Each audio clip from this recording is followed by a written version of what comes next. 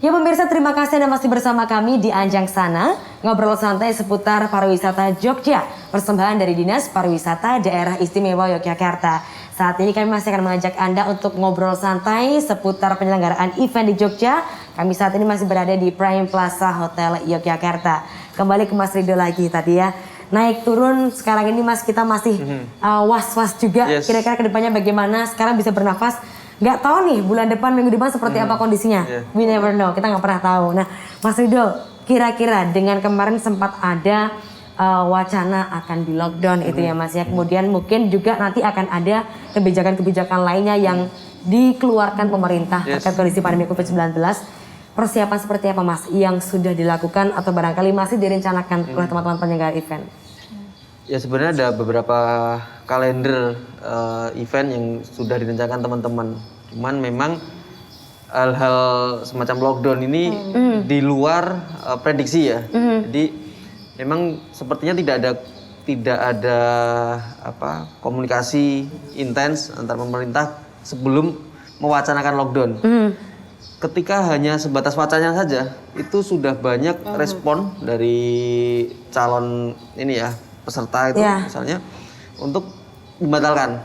Padahal hanya sebatas wacana. Baru wacana padahal dari wacana. Karena sangat tergantung oleh ini ya, kabar yang disoundingkan, yang diberitakan oleh pemerintah. Walaupun ini sekedar wacana, apalagi di Jogja ketika wacana itu dikeluarkan oleh beliau, Pak Gubernur, itu kan udah dianggap sebagai peringatan sabda, barangkali peringatan ya. untuk sabda, sehingga kami berharap hal-hal semacam ini lebih bisa dikomunikasikan.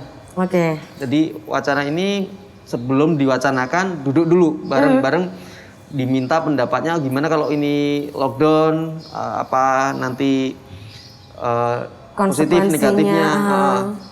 Karena jujur dari kami asosiasi maupun asosiasi wisata yang lain, saya pikir selalu mendukung kebijakan pemerintah yang kaitannya dengan kesehatan ya, di masa pandemi. Cuman kami berharap lebih ada komunikasi lah ketika sebelum mewacanakan sesuatu. Gitu. Artinya biar teman-teman juga ada persiapan terlebih dahulu ya Mas ya. Antisipasinya bisa kalau dilakukan. mau amit-amitnya memang benar-benar sampai harus lockdown, apa yang harus dipersiapkan. Betul. Jadi nggak tiba-tiba langsung set keluar protokolnya begitu ya. Betul.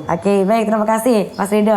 Nah Pak Novida, kira-kira bagaimana ini Pak? Artinya kan kalau misalnya memang betul sampai lockdown, kemudian juga tidak bisa diselenggarakan event dan seterusnya, ini kan juga akhirnya berdampak pada perekonomian ya Pak ya. Kira-kira ini harus disiapkan seperti apa ini Pak Novida? Ya, yang pertama tadi masalah lockdown tadi ya, ya itu saya kira adalah keputusan terakhir dan itu mungkin yang paling berat. Tapi mau tidak mau untuk saat ini memang prioritas kesehatan itu adalah yang utama untuk kita, karena juga tugas pemberah dari pemerintah dan pemerintahan kita itu untuk menjaga itu tadi bagaimana penularan COVID tidak sampai meluas kan seperti itu. Tapi tatkala nanti ada lockdown, saya sangat percaya bahwa nanti masih ada kebijakan-kebijakan lain di situ yang dimana kita kan tahu notabene kita ini masyarakat DI ini kan banyak yang bekerja untuk di bidang di UMKM ataupun apa ya jenis usaha yang katakanlah swasta tapi yang katakanlah mikro dan kecil lah. IKM pastinya ya Pak ya. IKM dan UKM dan usaha mikro itu kan banyak sekali. Ya, termasuk dari event tadi kan juga ada event-event itu yang katakanlah penyedia event juga yang pengusaha kecil kan juga ada. Pastinya nanti ada perlindungan di sana supaya semuanya masih tetap bisa berjalan. Tapi ya kita berdoa saja ini katakanlah baru hanya sebagai rencana atau sebagai peringatan saja agar masyarakat bisa menjaga menjaga penyebaran COVID ini tidak semakin memburuk seperti itu. Mungkin sebagai upaya meningkatkan kesadaran masyarakat ya Pak ya, kalau memang kondisinya sekarang ini bisa dibilang lagi genting gitu. Supaya masyarakat juga tetap waspada, tapi bukan berarti terus cuma diem aja. Artinya tetap bersiap-siap dengan segala kemungkinan, tapi juga sekali lagi kesehatan adalah faktor utama yang saat ini menjadi prioritas untuk diperjuangkan. Baik, kembali lagi ke Ibu Nari.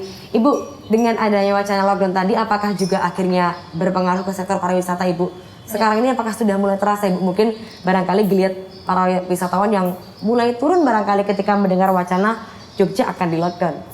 Terima kasih. Tentunya dengan kondisi yang seperti ini sangat-sangat berpengaruh ya. Tidak hanya dari teman-teman pekerja event, tapi kita dari instansi dari pemerintah pun ini adalah hal yang sangat berat sekali. Nah, jadi menurut saya mungkin ada yang mengatakan enak ya jadi pemerintah. Padahal tidak seperti itu, kita juga mempunyai tugas beban moral juga untuk teman-teman, khususnya kalau dari Dinas Pariwisata kita dengan teman-teman pelaku industri wisata, kemudian pelaku wisata itu sendiri, mereka kan tetap berkeluh kesah bersama kita bagaimana pariwisata nantinya. Nah tentunya kita harus selalu menyiapkan beberapa trik and triknya seperti apa, kita harus menyiapkan plan-plannya agar kondisi yang tidak menentu ini kita selalu siap. Misalnya ini di lockdown berarti kita mungkin dipospon kegiatannya ditunda, kemudian kalau misalnya memang tidak memungkinkan ditunda ya pengurangan peserta monggo. Jadi tetap bisa ada terselenggara dengan baik, walaupun dengan minimal event, Oke. Artinya kembali lagi tadi bagaimana kesehatan tetap yang utama, event terselenggara barangkali dengan aturan-aturan yang tetap harus diperhatikan dengan ketat ya Bu ya. Oke, baik. Mas Rido, tadi seperti yang disampaikan Pak Alfida, kita memang belum tahu kapan berakhir ini ya, tapi pasti akan berakhir. Nah, sejauh ini Mas Rido optimis ya Mas ya?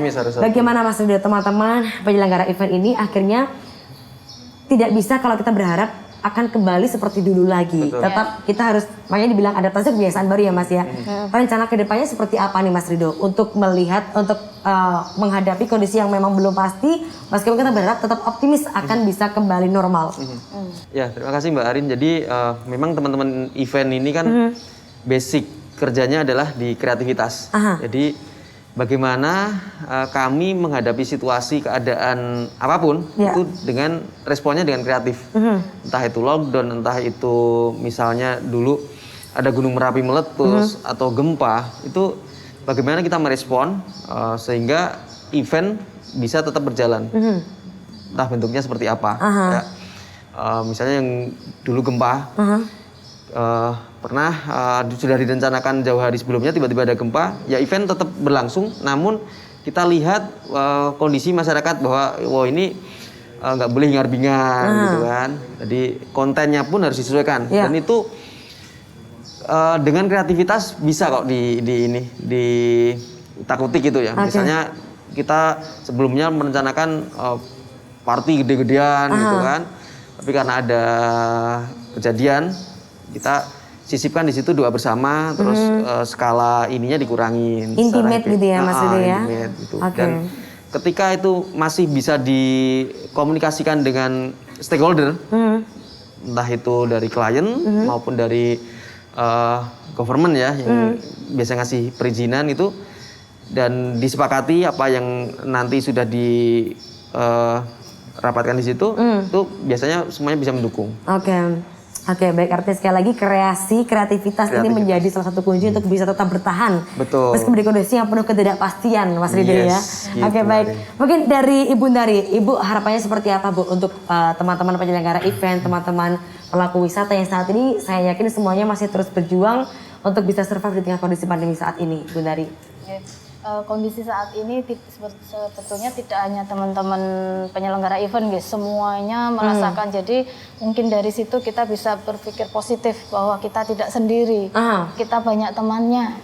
Jadi kami berharap teman-teman tetap bersemangat, pelaku wisata maupun para industri kreatif, terus berkreasi walaupun mungkin kreasinya masih dikeluarkan sedikit-sedikit. Nanti semoga tahun depan sudah sirna pandemi sehingga dari inovasi dan kreasi yang sudah disimpan tadi bisa diejawantahkan di tahun depan, sehingga kita mempunyai produk-produk yang tentunya yang maju, yang baru, visioner dari yang sudah siapkan selama pandemi ini. Oke. Artinya sekali lagi mungkin sekarang belum bisa terrealisasi, tapi bagaimana ide kita terus tuangkan dan kita nanti siapa tahu bisa eksekusi ketika kondisi pandemi ini sudah berakhir ya Bu ya. Kalau dari Mas Ridho harapannya seperti apa Mas? Ya harapannya pandemi segera berakhir ya, dan semua kalau memang upaya dari pemerintah adalah vaksinasi, semua masyarakat dan pekerja event itu juga mendapatkan prioritas untuk vaksinasi Bu, harapan kami. Terus tadi seperti disampaikan oleh Pak Novida bahwa di Jogja ini tulang punggungnya ada 3, pendidikan, pariwisata dan budaya. Event ini salah satu penopang pariwisata, di mana selain orang berkunjung ke suatu destinasi, itu orang berkunjung karena ada event, ada activity. Itu yang perlu disadari bersama juga. Jadi kami merupakan bagian ya, mungkin kecil atau besar, tapi kami adalah bagian dari pariwisata, industri yang mendatangkan wisatawan untuk datang ke Jogja. Gitu. Oke, baik, terima kasih Mas Ridho. Dari Pak Novida harapannya seperti apa Pak?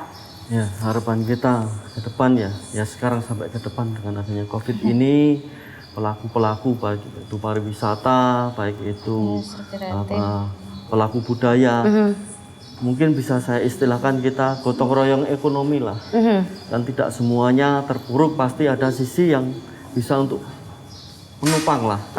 Dalam tatkala seperti itu ya, bagaimana caranya kita berkolaborasi, bekerja sama, ya bisa dengan istilah tadi gotong royong ekonomi lah. Bagaimana kita bisa survive bersama. Karena ini pandemi ini coba kita semua yang terkena imbasnya, kita semuanya. Jadi saya harapkan ini justru menjadi sesuatu kekuatan baru bagi kita semua. Gitu. Baik. Gotong royong ya Pak Yartnya ya. Ini juga menjadi salah satu tanggung jawab bagi kita untuk bisa bersama-sama, kita bersinergi, kita bergandengan tangan, meskipun masih menghadapi kondisi pandemi, tapi kita yakin pasti ada jalan menuju ke Roma. Artinya meskipun masih di kondisi pandemi, tapi ini menjadi tantangan bagi kita untuk bisa terus berani berinovasi, survive dan bisa melewati masa sulit ini bersama-sama. Terima kasih sekali lagi untuk Ibu Nari, Pak Novida terima kasih, Mas Ridho terima kasih, dan juga tentunya terima kasih kami ucapkan kepada Dinas Pariwisata Daerah Istimewa Yogyakarta untuk bincang-bincang asik kali ini. Juga terima kasih kepada Prime Plaza Hotel untuk venue yang luar biasa di Prime Plaza Hotel Resort Yogyakarta. Sekali lagi kita tetap sehat, tetap semangat, dan akhir kata saya Fanda Bella Arin pamit undur diri. Sampai jumpa.